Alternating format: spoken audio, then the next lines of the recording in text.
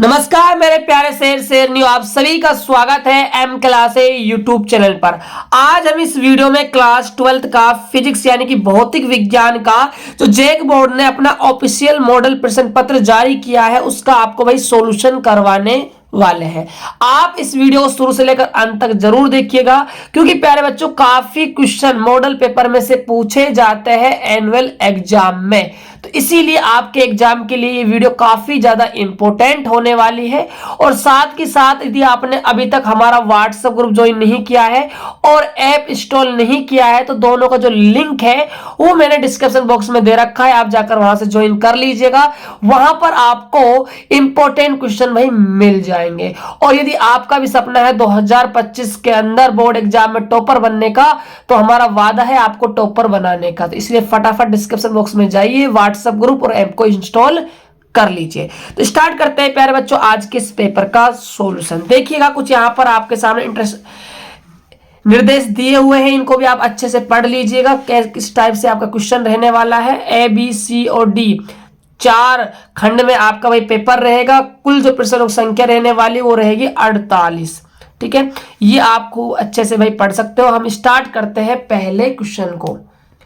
पहला क्वेश्चन है आपके सामने, when an electric dipole is placed in uniform electric field it expressions, यानी कि यदि बात की जाए क्वेश्चन में हिंदी मीडियम में, जब एक विद्युत द्विध्रुव को एक समान विद्युत क्षेत्र में रखा जाता है तो यह अनुभव करता है। देखिए हमने एक अच्छे से आपको डेरिवेशन पढ़ाई थी, यदि आपने अभी तक वो डेरिवेशन नहीं की है तो जाइए 3 नंबर और 5 नंबर वाले जो क्वेश्चन है उनका मैंने अलग से प्यारे बच्चों वीडियो बना रखा है। देखिए ये आपका क्या है, एक समान विद्युत क्षेत्र है। ठीक है, ये आपका क्या है, यूनिफॉर्म इलेक्ट्रिक फील्ड है। यहां हमने क्या किया, एक इलेक्ट्रिक डाइपोल को रख दिया। ये माइनस क्यू चार्ज है, ये प्लस का क्यू चार्ज है और 2a क्या है, इसकी डिस्टेंस है। ये यहां पर थीटा कोण पर रखा हुआ है।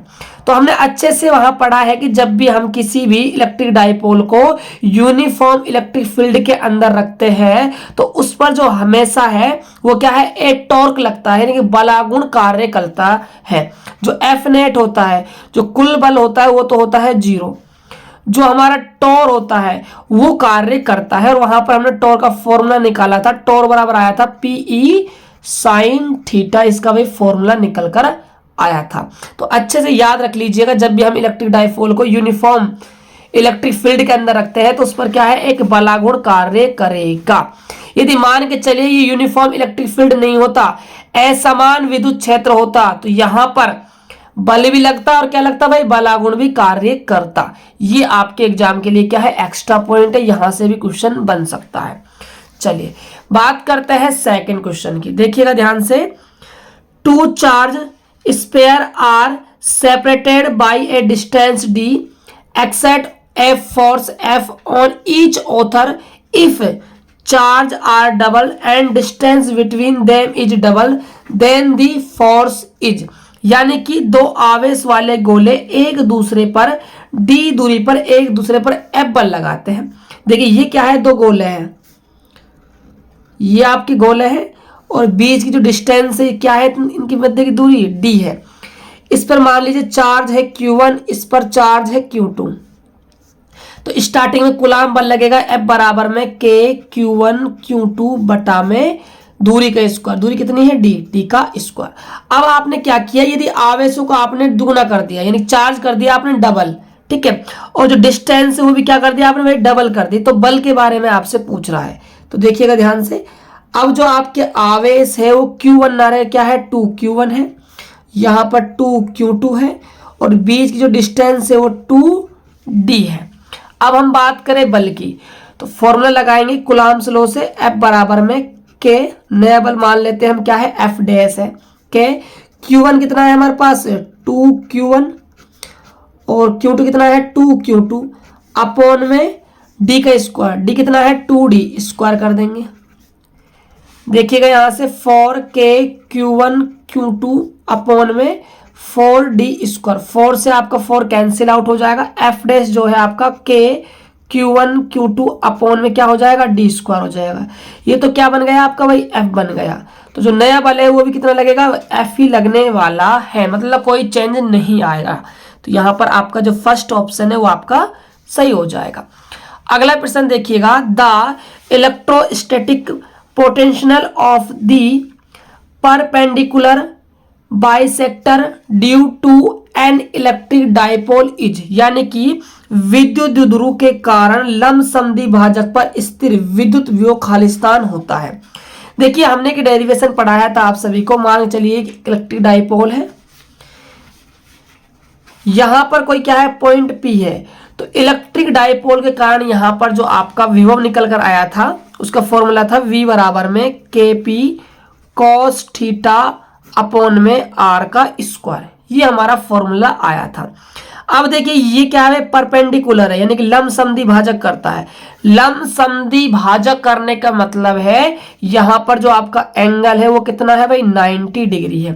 तो यहां पर आप के पी कॉस 90 अपॉन में आर स्क्वायर, और कॉस 90 का मान बाबू कितना होता है, 0 होता है। तो यहां पर हम 0 रखेंगे तो सब कुछ क्या बन जाएगा, अंडा, 0 मिल जाएगा, शून्य मिल जाएगा।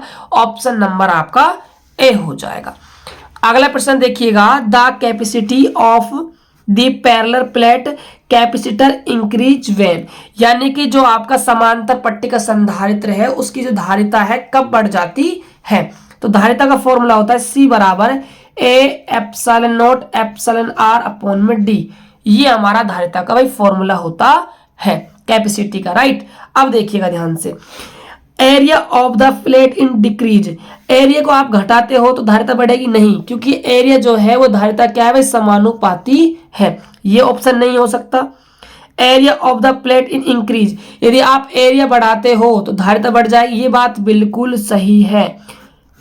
Distance between the plates increase, यदि आपने डिस्टेंस को बढ़ा दिया तो क्या धारिता इंक्रीज होगी, गलत बात, डिक्रीज हो जाएगी, ये ऑप्शन भी गलत है।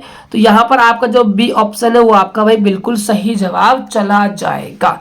बात करते हैं क्वेश्चन नंबर नेक्स्ट की, तो यहां पर आपका भाई बे ऑप्शन हो जाएगा। अगला क्वेश्चन देखिए, अगला क्वेश्चन सबसे बेहतरीन क्वेश्चनों में से एक क्वेश्चन है, और यहां से प्यारे बच्चों छाप के रखिएगा, एक क्वेश्चन आपके एग्जाम में बनेगा 100%।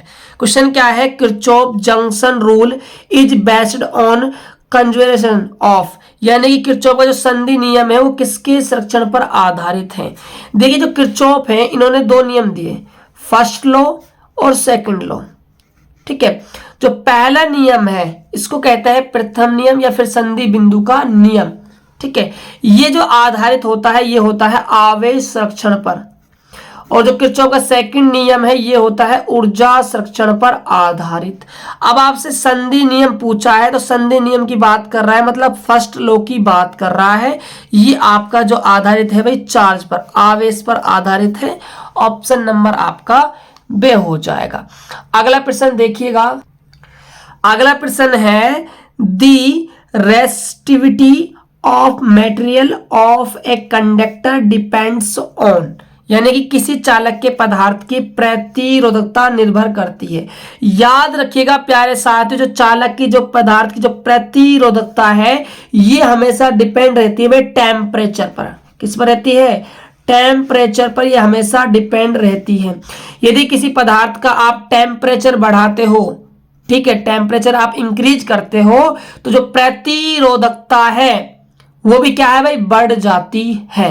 तो ये हमेशा टेम्परेचर पर डिपेंड करती है, तापमान पर निर्भर करती है। ऑप्शन नंबर आपका सी इस क्वेश्चन का सही जवाब होगा।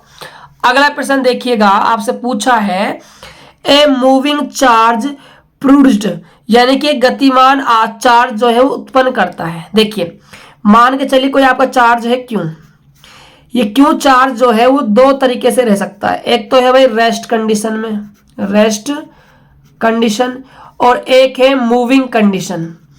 दो कंडीशन के अंदर ये चार्ज आपका रह सकता है। जब भी आपका चार्ज रेस्ट कंडीशन में होगा तो ये हमेशा उत्पन्न करेगा इलेक्ट्रिक फील्ड, और जब भी आपका चार्ज मूविंग कंडीशन में होगा तो ये इलेक्ट्रिक फील्ड भी बनाएगा और भाई मैग्नेटिक फील्ड भी बनाएगा, यानी कि विद्युत क्षेत्र भी उत्पन्न करेगा और चुंबकीय क्षेत्र भी उत्पन्न करेगा। अब ये जो चार्ज है आपका ये क्या है, गतिमान है, मूविंग यानी कि मूव वाली कंडीशन में है, तो electric field and magnetic field both दोनों बनाएगा, इसीलिए आपका ऑप्शन नंबर भाई सी चला जाएगा। बात करते हैं अगले प्रश्न की। अगला प्रश्न है magnetic effect of electric current was discovered by, यानी कि विद्युत धारा के चुंबकीय प्रभाव की खोज किसने की थी? तो भाई ये की थी ओरस्टेड ने। बिल्कुल इजी क्वेश्चन था, ऑप्शन नंबर आपका बी हो जाएगा। अगला प्रश्न है आप सभी के सामने कि a magnetic needle is keeped in a non uniform. Non uniform का मतलब है असमान। मैग्नेटिक फील्ड इट एक्सप्रेशंस, यानी कि एक चुंबकीय सुई को असमान चुंबकीय क्षेत्र में रखा गया है। चुंबकीय क्षेत्र कैसा है भाई? असमान है। मैंने आपको जो फर्स्ट क्वेश्चन पढ़ाया था उसमें अच्छे से बताया था कि जब भी असमान चुंबकीय क्षेत्र रहेगा या फिर असमान विद्युत क्षेत्र रहेगा तो ये बल भी और बलागुण दोनों ही क्या करेगा भाई? उत्पन्न करेगा। तो सी ऑप्शन हो जाएगा। बिल्कुल आसान सवाल है प्यारे बच्चों, याद रखिएगा।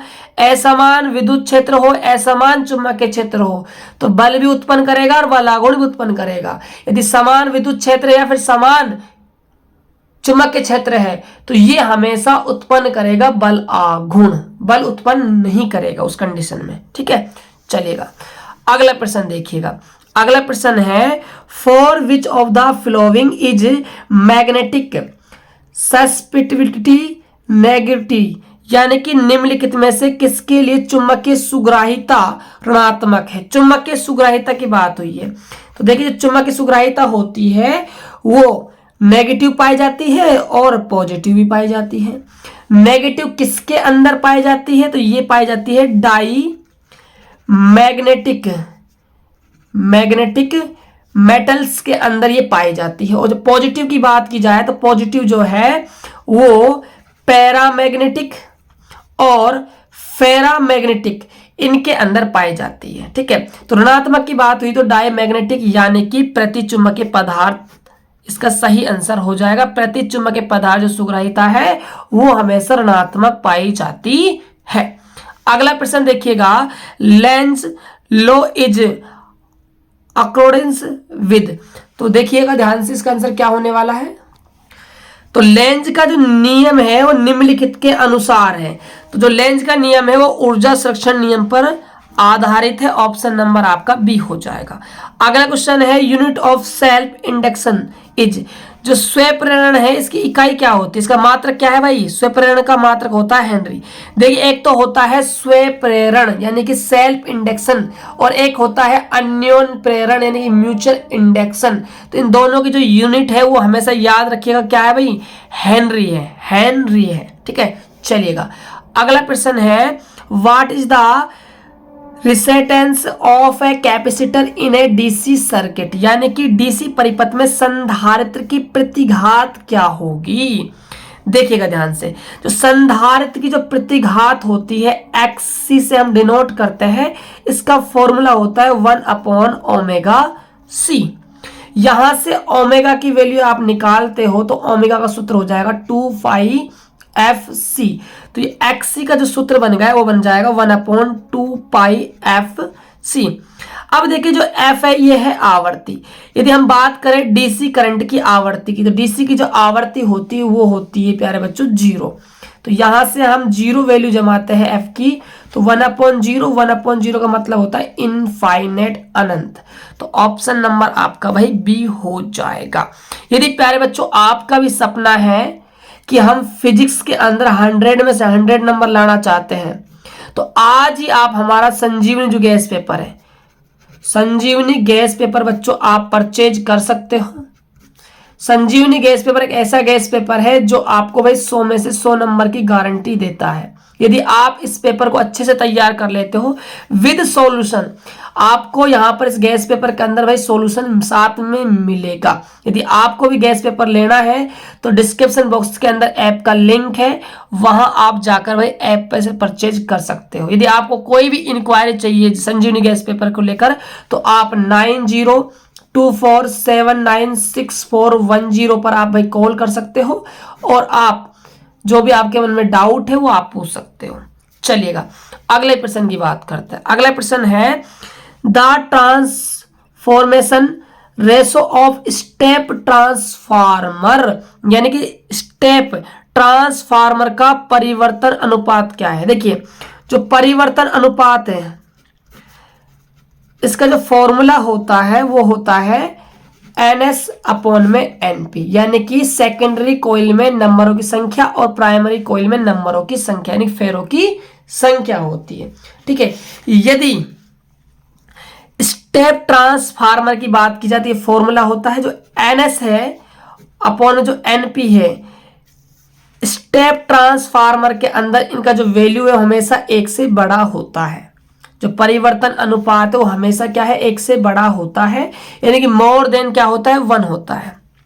मान के चलिए प्यारे बच्चों, यहां स्टेप अप आ गया, यदि स्टेप डाउन आ जाता तो फिर आप यहां पर क्या कर आते, NS/ में NP लेस देन 1 हो जाता। ये आपके एग्जाम के लिए भाई एक्स्ट्रा पॉइंट है, यहां से भी प्रश्न बन सकता है।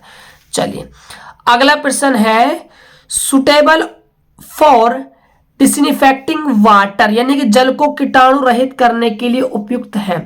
देखिए जल को कीटाणुओं से रहित करने के लिए हम किस किरण का यूज करते हैं।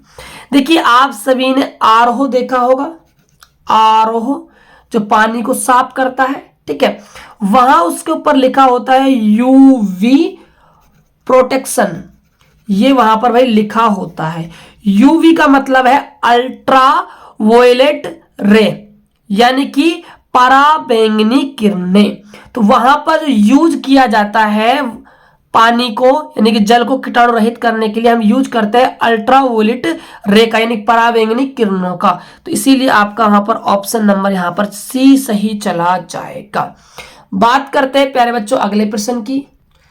अगला प्रश्न है प्यारे बच्चों आपके सामने कि विच of the flowing waves has minimum wavelength, यानी कि कौन सी ऐसी तरंग है जिसकी तरंग दैर्घ्य न्यूनतम होती है, ये आप सभी को बताना है। काफी अच्छा क्वेश्चन है। और आप सभी प्यारे बच्चों से एक रिक्वेस्ट है, यदि आप चैनल पहली बार आए हो तो प्यारे बच्चों चैनल को सब्सक्राइब कर लीजिएगा और जितना हो सके इस वीडियो को अपने दोस्तों के पास भाई शेयर कर दीजिएगा, ताकि सभी बच्चे इस मॉडल पेपर को अच्छे से भाई तैयार कर ले, क्योंकि यहां से काफी क्वेश्चन आपके एग्जाम में भाई आने वाले हैं। देखिए बात की जाए तरंग दैर्घ्य की, तो मैं आप सभी को एक बार तरंग दैर्घ्य का भाई बढ़ता हुआ क्रम लिख देता हूं कि तरंग दैर्घ्य का भाई बढ़ता हुआ क्रम क्या है। तो देखिए गामा रे, एक्स रे, ठीक है, और अल्ट्रावायलेट किरणें, यानी कि अल्ट्रावायलेट किरणें यूवी कह सकते हो शॉर्टकट में, और ठीक है, और आपकी दृश्य हो गई, अवरक्त किरणें हो गई, सूक्ष्म तरंगे हो गई, रेडियो तरंगे हो गई, है ना, कि माइक्रो तरंगे, रेडियो तरंगे, ये सब चीजें। तो बात की जाए यदि हम बात करें सबसे कम तरंग दैर्घ्य किसकी, ये तरंग दैर्घ्य का बढ़ता हुआ क्रम होता है। सबसे पहले आई आपकी गामा रे, तो सबसे गामा रे आई, मतलब ये क्या है भाई, मिनिमम है, इसकी तरंग दैर्घ्य क्या है, मिनिमम है। और लास्ट में आती है आपकी भाई रेडियो वे, तो रेडियो जो वे है इसकी जो तरंग दैर्घ्य सबसे क्या है भाई, अधिकतम होती है, मैक्सिमम होती है। ये आपका भाई तरंग दैर्घ्य का बढ़ता हुआ क्रम है। और यदि आप इसको अपोजिट कर देते हो तो ये तरंग, ये आवर्ती का भाई बढ़ जाएगा घटता हुआ क्रम, और नीचे से देखोगे तो बढ़ जाएगा बढ़ता हुआ क्रम। यदि आपसे कोई पूछे कि सबसे कम तरंग दैर्घ्य किस तरंग की होती है, तो आपका जवाब आना चाहिए गामा। यदि अधिकतम पूछे तो जवाब आना चाहिए रेडियो। यदि आवर्ती की बात की जाए, सबसे ज्यादा आवर्ती किसकी होती है, सबसे ज्यादा आवर्ती तो गामा की, सबसे कम आवर्ती किसकी होती है, रेडियो की। तो फ्रीक्वेंसी और वेवलेंथ में डिफरेंस है, अच्छे से आप समझ लीजिएगा। न्यूनतम की बात की है यानी कि गामा, यानी कि डी ऑप्शन हमारा बिल्कुल सही आंसर हो जाएगा। अगला प्रश्न है, the image formed by a simple microscope is, एक सरल सूक्ष्मदर्शी से बना हुआ प्रतिबिंब होता है। तो याद रखिएगा जो हमारे घरों में जो यूज किया जाता है सिंपल, वो क्या है भाई, एक सरल सूक्ष्मदर्शी होती है। और हम क्या करते हैं इससे भाई, हमारा जो बड़ा प्रतिबिंब बनाते हैं, और ये जो प्रतिबिंब बनता है हमारा क्या है भाई, इमेजिनरी होता है, इमेजिनरी होता है, और क्या होता है, एंड रेक्ट होता है, यानी कि सीधा होता है। तो यहां पर ऑप्शन नंबर आपका ए हो जाएगा। अगला प्रश्न है, the focal length of the objective and the eyepiece of a telescope are capital F and small F respectively, the magnify power of the telescope is, यानी कि किसी दूरदर्शी के अभिदर्शक तथा नेत्रिका की फोकस दूरी क्रम से कैपिटल एफ तथा स्मॉल एफ है, दूरदर्शी की आवर्धन क्षमता होगी। तो देखिए दूरदर्शी के अंदर हमने आवर्धन क्षमता का फॉर्मूला पढ़ा था, एफ बराबर में एफ नॉट अपॉन में एफ ई। ये जो एफ नॉट होता है ये अभिदर्शक लेंस की क्या होती है, वही फोकस दूरी होती है, और जो एफ ई होता है ये नेत्रिका लेंस की फोकस दूरी होती है। लेकिन क्वेश्चन में क्या दे रखा है, जो अभिदर्शक लेंस है उसकी फोकस दूरी दे रखी है कैपिटल एफ, तो यहां पर कैपिटल एफ आ जाएगा, और नेत्रिका लेंस की जो फोकस दूरी है वो स्मॉल एफ दे रखी है, तो अपॉन में स्मॉल एफ आ जाएगा। तो आवर्धन क्षमता आ जाएगी स्मॉल एम बराबर capital F upon small F, यानी कि ऑप्शन नंबर हमारा सी हो जाएगा। अगला प्रश्न है the size of the obstacle for the diffraction of light, यानी कि प्रकाश के विवर्तन के लिए अवरोधक का आकार होना चाहिए। तो इसका जो आकार है भाई वो क्या है, तरंग दैर्घ्य जो है उसके अकॉर्डिंग होना चाहिए, मतलब जो तरंग दैर्घ्य है। तो देखिए आप सभी ने प्रकाश के विवर्तन घटना अच्छे से पढ़ी होगी। इसमें क्या होता है, एक छिद्र होता है जिसका आकार क्या होता है, एक सुई के बराबर होता है, ठीक है। और जो छिद्र होता है ये माइक्रोकोटि का होता है, बहुत ही छोटा, सुई की नोक के बराबर होता है। तो इसमें जो तरंग दैर्घ्य होती है वो छिद्र के आकार की कोटि की होनी चाहिए, यानी कि B of the order of wavelength of light. तरंग दैर्घ्य जो है वो क्या है भाई, प्रकाश की कोटि की होनी चाहिए। बात करते हैं अगले प्रश्न की। क्वेश्चन नंबर है हमारा 20, the phenomena by which of the nature of light waves in transversus, यानी कि वह परिघटना जिससे प्रकाश तरंगों की प्रकृति अनुप्रस्थ है। देखिए प्रकाश की जो तरंग है एक तो अनुप्रस्थ होती है, एक अनुदैर्घ्य होती है। अनुप्रस्थ की बात की जाए तो अनुप्रस्थ जो तरंग होती है वो इस प्रकार से चलती है, यानी इसमें तरंग भी बनता है और गतिज बनता है। तो इससे हम पुष्टि करते हैं प्रकाश की ध्रुवण घटना की, ध्रुवण इसका सही जवाब हो जाएगा। अगला प्रश्न है प्लांक नियतांक की विमा है। प्लांक नियतांक को हम डिनोट करते हैं h से, इसका मान होता है 6.63 इंटू 10⁻⁻24 जूल गुणा में सेकेंड। यहां पर जो जूल है ये किसका मात्रक है भाई, कार्य का, ठीक है। तो W गुणा सेकंड किसका है, टाइम का, तो W गुणा में हम T कह सकते हैं। जो कार्य है इसका फॉर्मूला होता है बल गुणा में विस्थापन गुणा में T। बल को हम बल कह देंगे F को, और D है डिस्टेंस यानी कि दूरी, और T है हमारा समय। तो बल गुणा दूरी गुणा समय, यानी कि ऑप्शन नंबर हमारा सी बिल्कुल सही जवाब चला जाएगा। अगला प्रश्न है काफी इजी क्वेश्चन पूछा गया है कि परमाणु के नाभिक में होते हैं।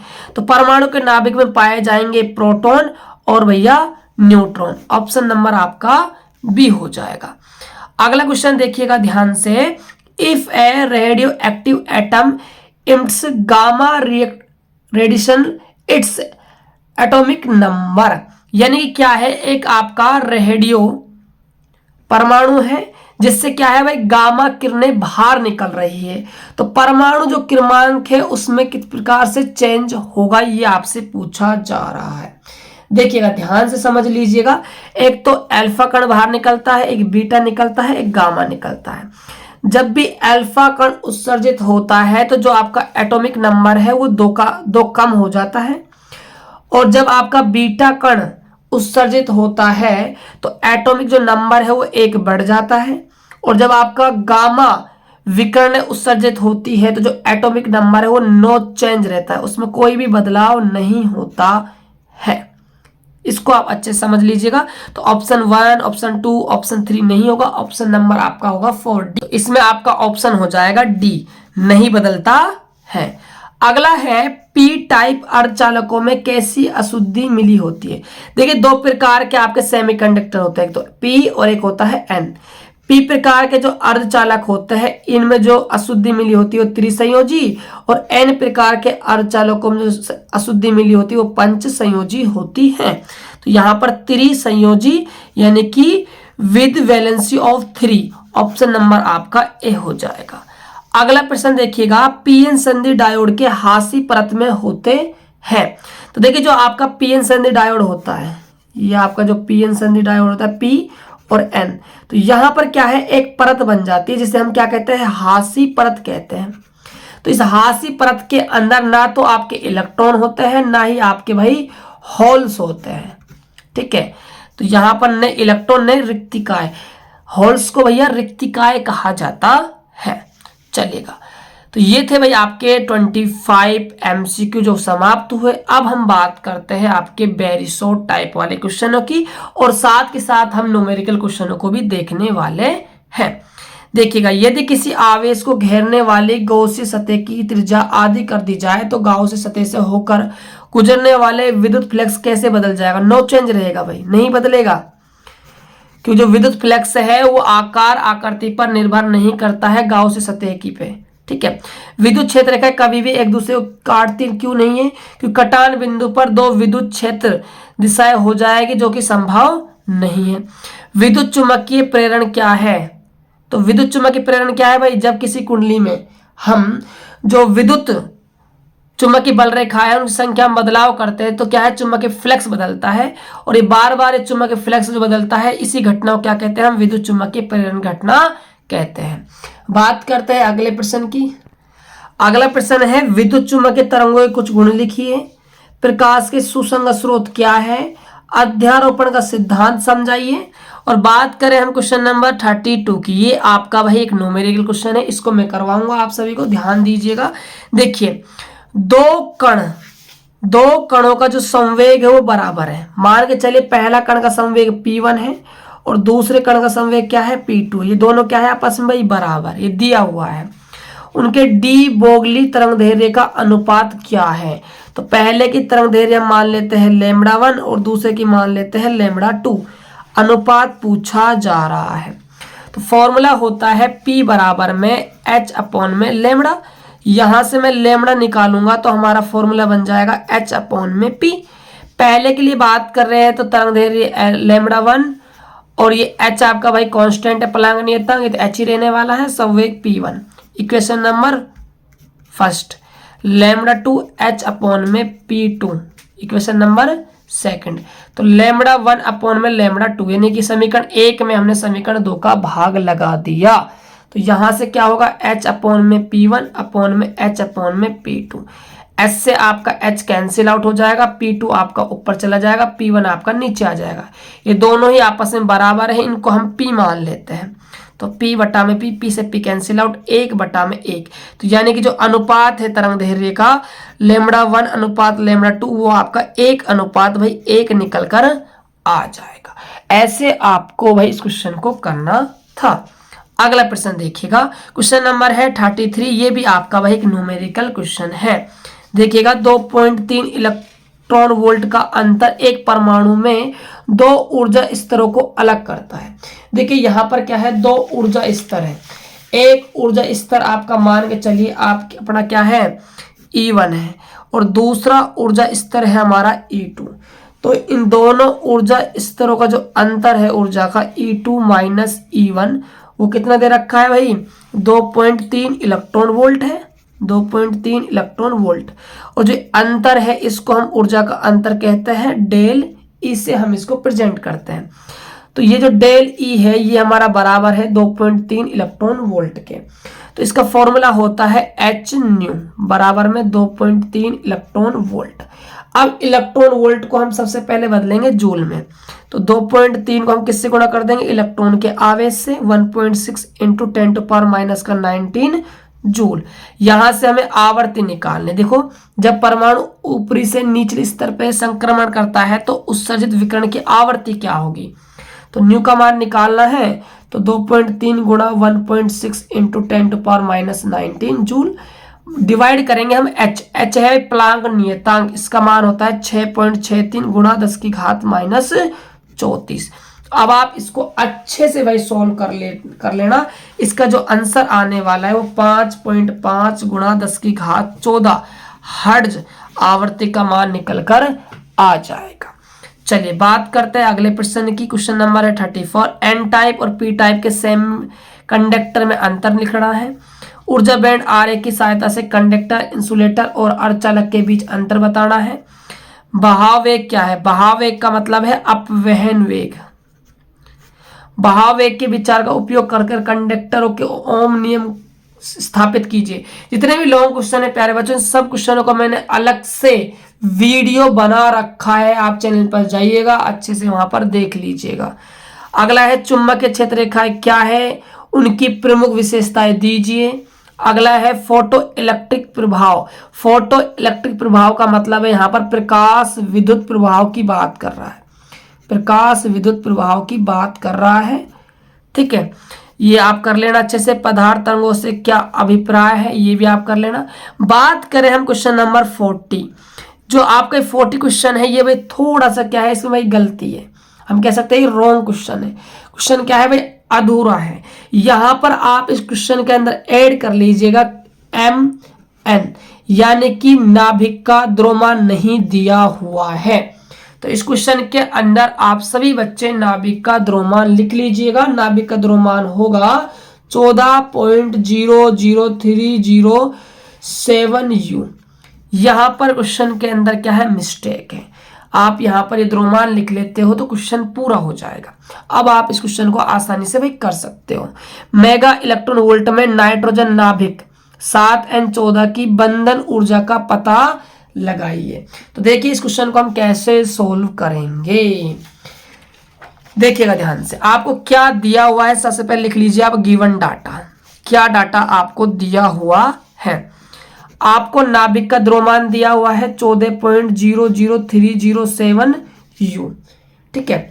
अब देखिए बंधन ऊर्जा निकालनी है। बंधन ऊर्जा का फॉर्मूला होता है डेल EB बराबर डेल M.C²। डेल M है भाई द्रव्यमान क्षति।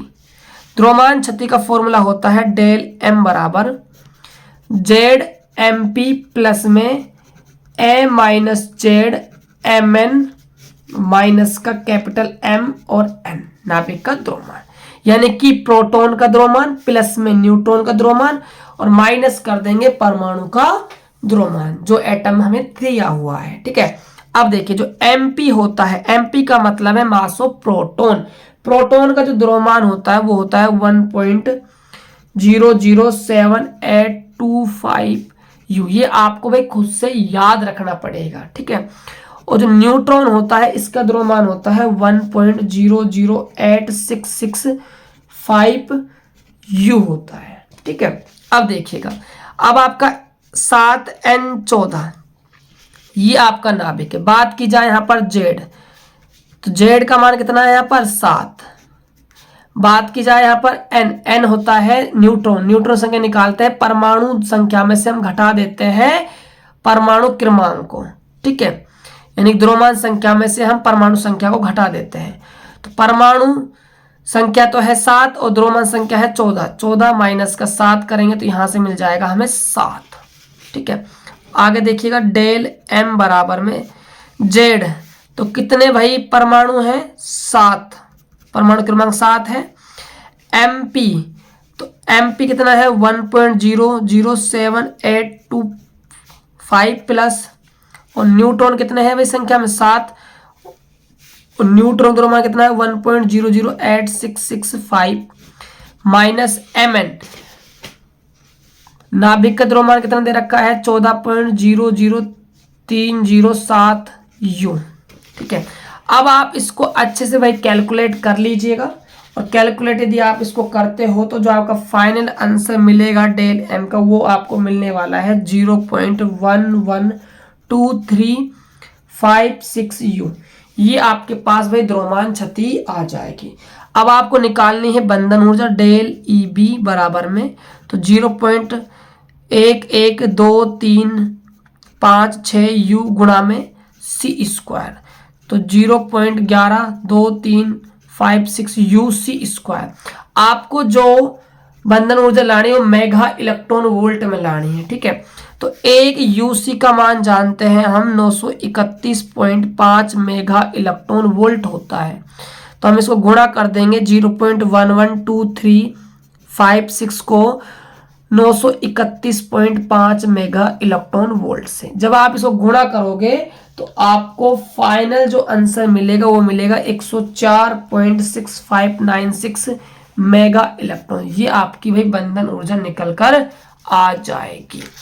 अगला प्रश्न देख लीजिए कि बोर के परमाणु मॉडल की अभिधारणाओं का उल्लेख कर बोर मॉडल की सीमाएं क्या है। सीमाओं का मतलब है कम या लिखनी है, ठीक है।